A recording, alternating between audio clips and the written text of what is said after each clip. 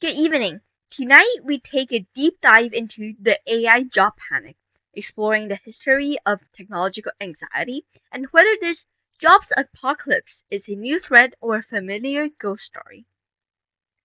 We begin with the modern gloom. AI has triggered a fresh wave of anxiety globally, with headlines predicting massive, rapid job displacement. Yet there's an employment paradox. Despite this cultural pessimism, most rich nations are actually experiencing historically high rates of employment and job vacancies. Why the panic? Look inside the echo chamber. Prominent technologists and CEOs are sounding the largest alarms about systemic displacement. However, history tells us that they often overestimate the speed at which traditional corporations can actually implement these new capabilities. Economists offer a different perspective, citing the lump of labor fallacy. The mistake belief that there is a fixed pool of work. Instead, automation increases demand and creates new roles. This complementary factor means technology usually enhances workers' productivity, making their labor more valuable rather than obsolete. The data backs this up. Look at the current unemployment rates. The US is at 3.8%, while Germany is at 3.2 and the UK is at 4.1. Despite AI integration, these economies remain stable, driven by service sector transitions and demographic shifts. Why don't jobs vanish overnight? There is a significant implementation lag. Redesigning a business takes decades.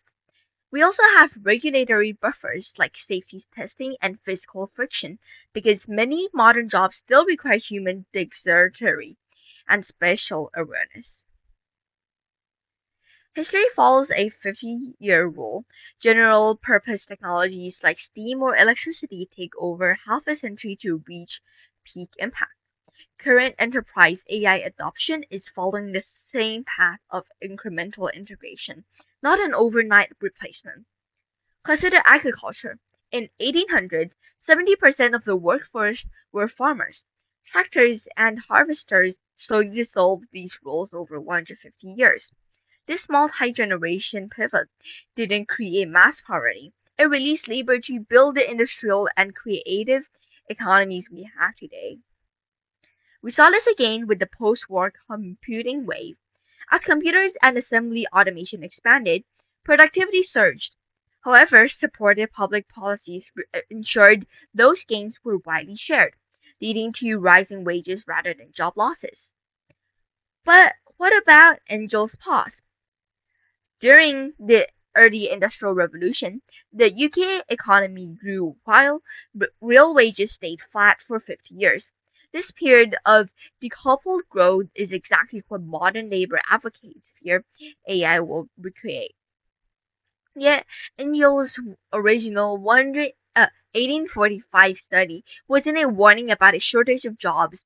His critique was of the horrific living conditions, the slums, and poor public health. Industrialization created millions of jobs, but cities lacked the infrastructure to support the workers. In fact, mechanization often creates work. In the 19th century, falling prices caused a massive expansion in the global market, which actually tripled UK textile employment over 60 years, even as machines took over the weaving. Looking at our timeline, well, we moved from the wage freeze of 1790 to the wage rebound of 1840. We transitioned through the 1950s computing age and today in the 2020s AI wave.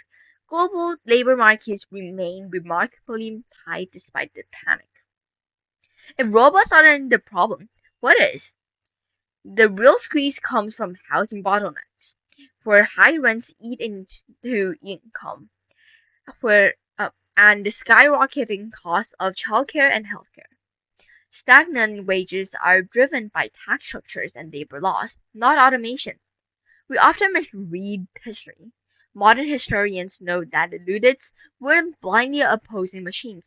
They're protesting a legal framework that stripped them of wage protections and collective bargaining rights. And our blueprint of transition shows that adoption is the imperative.